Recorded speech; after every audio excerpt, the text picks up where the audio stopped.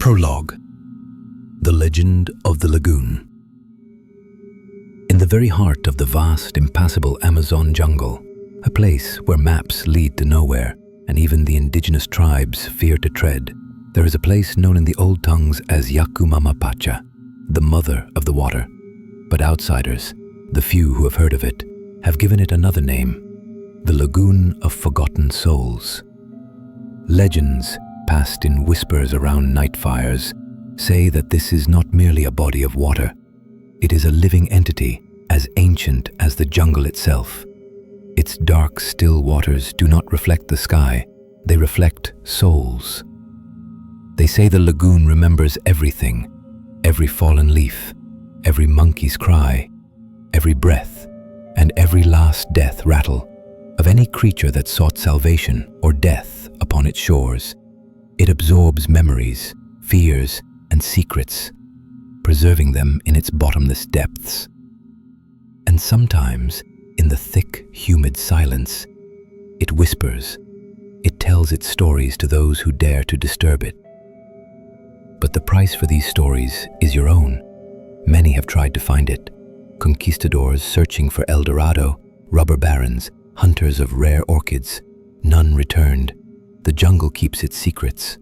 But in our age, the age of science and technology, the old legends seem like mere folklore, just tales meant to frighten away the curious.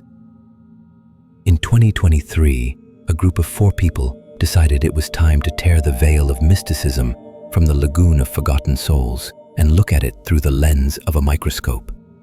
They weren't looking for gold or curses. They were looking for scientific truth, but the jungle had its own truth prepared for them, one as ancient as the world itself, and it turned out to be more terrifying than any legend. Chapter 1, The Expedition, becomes more dynamic, but with hints of anxiety. Dr. Alan Kane looked at the satellite images with poorly concealed triumph. 52 years old, graying at the temples, with a reputation as a brilliant but difficult biologist, this expedition was his chance. A chance to prove his theory of relict ecosystems, isolated zones where evolution had taken a different path. 20 years ago, he had been ridiculed at a conference in Geneva. Now, he would return with proof. The lagoon, perfectly round, hidden in an unexplored sector, was his holy grail. His team was carefully chosen. Leah Arden, the photographer. She was 30, with exhibitions in New York and London behind her, but in her eyes, there was a shadow that not even the lens of her expensive camera could hide. She was running from the ghosts of the big city, from the echo of an empty apartment, and hoped to find silence in the primordial chaos of the jungle. Marco Velasquez, the communications and tech specialist, a 24-year-old genius who could make a radio work on a potato battery. For him, this was an adventure, a challenge. But behind the outward bravado lay a deep wound. He had lost his mother 5 years ago and still blamed himself for being far away during her final days chasing another tech startup. He wanted to prove to her ghost that he was worth something. The 4th was Javier, their local guide, a man of no age, with a face weathered by sun and wind. He agreed to lead them for a sum that would provide for his village for a year. But the closer they got to their destination, the gloomier he became. He didn't know the legends from books. He had absorbed them with his mother's milk. He wore a jaguar tooth amulet around his neck and muttered prayers to the spirits when he thought no one could hear. Their journey began in Iquitos, the last bastion of civilization. Beyond that, there was only the river and the endless green wall of the jungle, heart of darkness of a boat of insects. For a week, they traveled upriver in an old motorboat. The humid, heavy air was saturated with the smells of wet earth, sweet decay, and exotic blossoms. The sun was merciless, and the nights brought cold and a chorus of unseen creatures. Leah tirelessly clicked her shutter, trying to capture the soul of the place. Marco tinkered with the equipment, establishing a connection with the outside world. Alan took notes, his eyes burning with scientific zeal. Only Javier was silent, his gaze fixed on the dark water. "My grandfather used to say the river is the jungle's vein," he said one evening as they sat by the fire. "And every vein has a heart. Sometimes the heart is sick, black. It doesn't pump life, it takes it." Alan just waved it off. Folklore. Beautiful, but nothing more. On the 8th day, they left the boat and proceeded on foot. Now, a solid wall of vegetation surrounded them. Vines like snakes hung from giant trees whose canopies hid the sky. The air became still. The sounds changed. They grew muffled as if the space itself was absorbing them. And then they emerged into a clearing. Before them lay the Lagoon of Forgotten Souls. It was perfect, as round as a clock face, about half a kilometer in diameter. The water in it was absolutely black and smooth, like obsidian, not a ripple, not a current. The trees leaning over the water were reflected with frightening clarity, but the sky was not in the reflection, only blackness. The silence was almost physically palpable. It seemed as if sound itself had died here. "We're here," Alan breathed, his voice unnaturally loud. "My God, it's perfect." Leah raised her camera, but her hands trembled slightly. There was something wrong with this beauty. Something dead. Javier dropped to one knee and touched his amulet. "We should not have come here," he whispered. "This is sacred ground, the land of the dead." They set up camp. The first night on the shore of the Lagoon of Forgotten Souls had begun. Chapter 3. The First Whisper. Night fell suddenly, as if someone had covered the world with a black velvet dome. Marco sat in the communications tent, wearing headphones. He was trying to break through the dense veil of atmospheric interference. The hissing and crackling were his lullaby. And then, through it, he heard a voice, faint, barely discernible. "Marco." He froze. The voice was painfully familiar. "Son, why didn't you come?" Marco's heart skipped a beat. It was his mother's voice. The same timbre, the same tired tenderness. He tore off the headphones. Silence. Only the cicadas and the distant cry of a night bird. He put them on again. Only static. "Fatigue," he muttered, rubbing his temples. "Just fatigue and my imagination." But cold sweat was trickling down his back. The next morning he said nothing to anyone. "How do you explain that you heard a dead person?" Alan was ecstatic. The very first water samples showed an incredible concentration of tannins and other minerals, which explained the near-complete absence of bacterial decay. "This is a treasure trove," he said, looking at a drop of water under his portable microscope. "We can find organisms here that haven't changed for millennia." In the water he discovered pollen, the pollen of a plant unknown to him. It had a strange, hollow structure and seemed to vibrate. "Astonishing," he muttered. "Perhaps it has some unique acoustic properties. That could explain the legends of the whispering water." Leah, meanwhile, tried to work, but a strange feeling haunted her. She would take a picture, a beautiful landscape with a reflection in the water, but when she looked at the camera screen, details appeared in the reflection that weren't there in reality. Dark, elongated silhouettes under the water, blurry shapes that looked like human figures. She would delete the shot, take a new one, the same effect. Interference in the sensor, she told herself, the humidity, but her fingers were cold. Javier was silent all day. He carved small figures from wood and placed them around the perimeter of the camp. "Protection," he said curtly in response to Leah's questioning look. The night brought a new horror. Chapter 4: Pollen and Phantoms. Leah's scream tore through the night's silence. It was piercing, full of primal terror. Alan and Marco scrambled out of their tents. Javier was already standing with a machete in his hand. Leah was on her knees at the water's edge, pointing at the lagoon with a trembling hand. "There, look!" They looked. On the perfectly smooth black surface of the water, faces were slowly appearing, like on photographic paper in a developer. Dozens of faces, men, women, children, distorted in agony. With empty eye sockets, they stared silently up at them from the dark depths. The vision lasted for a few seconds, and then they slowly dissolved, leaving only perfect blackness behind.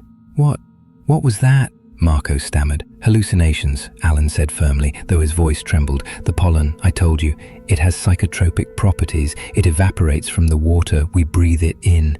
It's a collective hallucination." But his scientific explanations no longer convinced anyone. The fear became tangible. It hung in the air, thick and sticky like fog. "I'm leaving," Javier said at dawn. His face was grey. "This place is cursed. It calls the dead, and soon it will call the living. Who is with me?" "Don't be an idiot, Javier," Alan exploded. "We are on the verge of the greatest discovery. You can't leave." "I can, and I will," Javier retorted, gathering his few belongings. He left, alone. They watched his figure dissolve into the green wall of the jungle. The three of them remained. Chapter 5: Psychological Warfare. With Javier's departure, it was as if an invisible shield had collapsed. The lagoon began its game, and it played dirty. The whisper Marco heard grew louder and more insistent. Now, the voice of his mother didn't just call him, it accused him. "You abandoned me, Marco. You traded me for your toys. You are guilty of my death." The voice echoed in his head, in the rustling of leaves, in the gurgle of the stream where they collected water. Marco stopped sleeping, his eyes turned red, and he flinched at every sound. Leah was haunted by different ghosts. She saw him, David, the man she had loved, who had crashed his motorcycle a year ago. She saw him in the reflection of the water, standing behind her. He smiled his sad smile and beckoned to her. "Come to me, Leah. There's no pain here, only peace." She began talking to him when she thought no one was watching. Alan desperately clung to science. He tried to find a rational explanation. He worked non-stop, analyzing the pollen, the water, the air. But the jungle attacked his weak spot too, his pride. At night, he dreamed of his old rival, Professor Devlin, who laughed at him. "You didn't find a new ecosystem, Kane. You found your own madness. You're a laughing stock." Alan would wake up in a cold sweat, his confidence melting away with each passing day. They stopped trusting each other. Each was locked in their own personal hell. Marco suspected Alan was putting something in their food to enhance the hallucinogenic effects for his great discovery. Alan believed Leah and Marco were going insane and could be dangerous. And Leah, she just wanted it all to end. She wanted to be with David. Chapter 6: The Trap. The decision came suddenly. "That's it. I've had enough," Marco said one morning, his voice hoarse from lack of sleep. "We're leaving, right now." To his surprise, Alan didn't argue. He was at his limit too. They quickly packed the essentials and set off on the trail Javier had taken. But after an hour, they realized something was wrong. The trail, clearly visible before, had vanished, dissolved. They found themselves encircled by an impenetrable wall of vegetation. "This can't be," Alan muttered. "I saw it myself." Marco took out the GPS navigator. The screen flickered, showing a meaningless set of coordinates. The second navigator showed the same thing. The compass spun wildly. "It doesn't want to let us go," Leah whispered. And there was no fear in her voice, only resignation. They were trapped. The jungle around them seemed to come alive. Vines clung to their clothes like bony hands. Tree roots seemed to grow right under their feet, making them stumble. The whispering became deafening. Now it was a chorus of voices, their own voices, repeating their darkest fears, doubts, and regrets.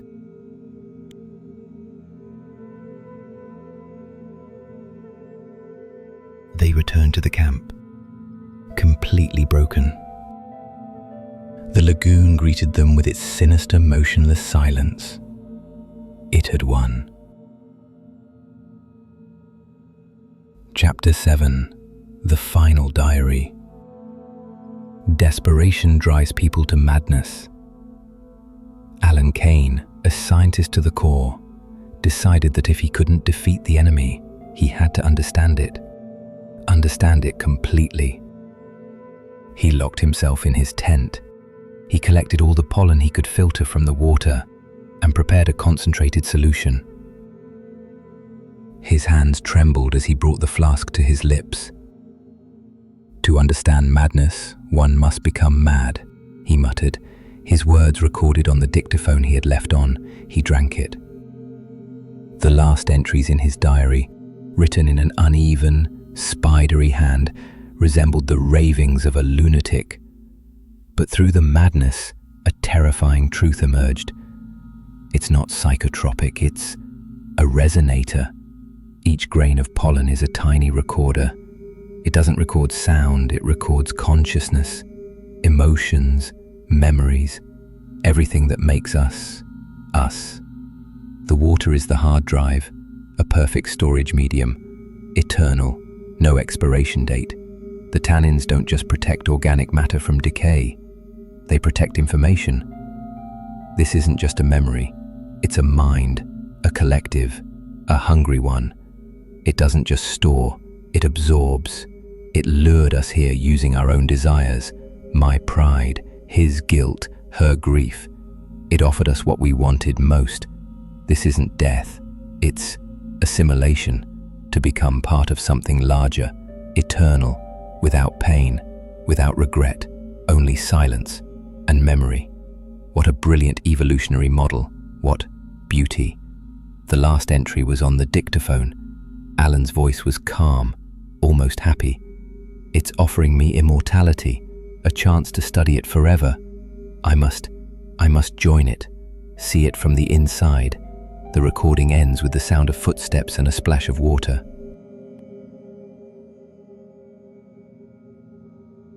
Chapter 8. The Collection of Souls. Leah stood on the shore. In the black water, she saw David. He was reaching out to her, smiling. "I'm waiting for you, my love," he whispered in her own voice. She knew it was a lie, but she was so tired of the pain, of the loneliness. She took a step, then another. The cold, silky water embraced her, pulling her down into its dark, peaceful eternity. Marco ran into the jungle. He was running from his mother's voice, which haunted him. He ran into a thicket and saw her. She was standing under a giant tree, waving to him. "Come here, son. I forgive you. Everything is all right." Sobbing, he rushed towards her. But when he reached the spot, no one was there. Only vines that immediately wrapped around his legs, pulling him to the ground. He struggled, but they held fast, and his mother's voice continued to whisper in his ear until his consciousness dissolved into the green twilight. Epilogue. Radio silence. The rescue team, sent a month later, found the camp untouched.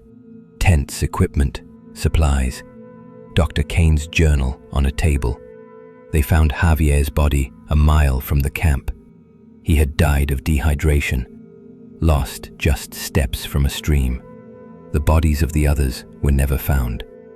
The official story was accidental death. They got lost, fell victim to wild animals or poisonous fumes. The case was closed. The only strange finding was Marco's radio lying in his tent. The battery was almost dead, but it was still working, and from it, through the quiet hiss, came an unending multi-vocal whisper. It was the voices of Alan, Leah, and Marco. They spoke in unison, calm and serene, and their voices blended with dozens of other unknown voices in different languages. They were all repeating the same phrase. "Stay with us. It's so peaceful here. Become part of the story." They say that if you ever find yourself in the heart of the Amazon and hear a whisper that sounds like your own voice, don't look back. Run, if you can. Because the jungle is always hungry for new stories and for new souls. Thanks for watching to the end. We've got plenty more exciting videos coming your way, so make sure to subscribe so you don't miss out.